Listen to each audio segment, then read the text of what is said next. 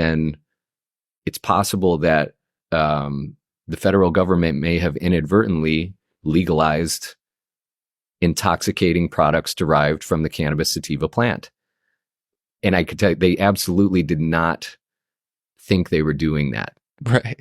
That's my concern with it, right? That's why I it's an ongoing conversation internally of whether or not that's an opportunity for us. Is I just want clarity on it.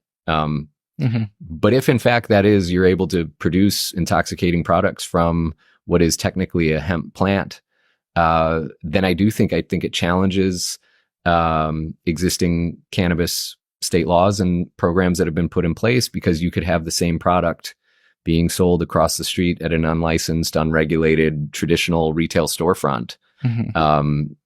This industry would not be able to compete with that. Full stop. You can't have an industry that has to comply with licensing requirements, the cost of licensing, the cost of regulatory compliance, add on top of that X% excise tax, add on top of that we're deemed federally illegal from the federal government's perspective as a Schedule 1 that puts 280E, IRC 280E on top of us.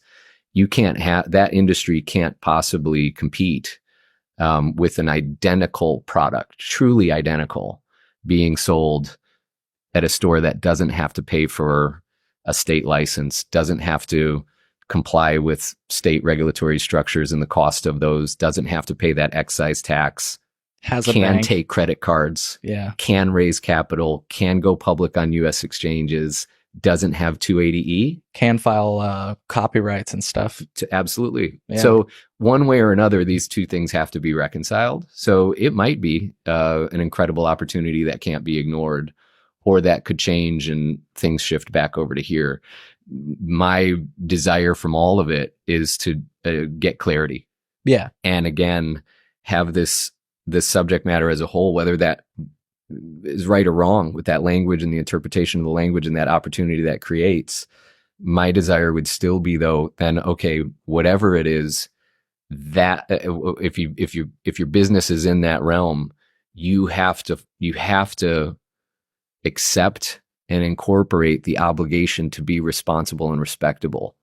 Because if you're not, then all you're going to do is make the naysayers right, entrench them in their position, and stifle the opportunity to get the reform that all of us want for cannabis. Right.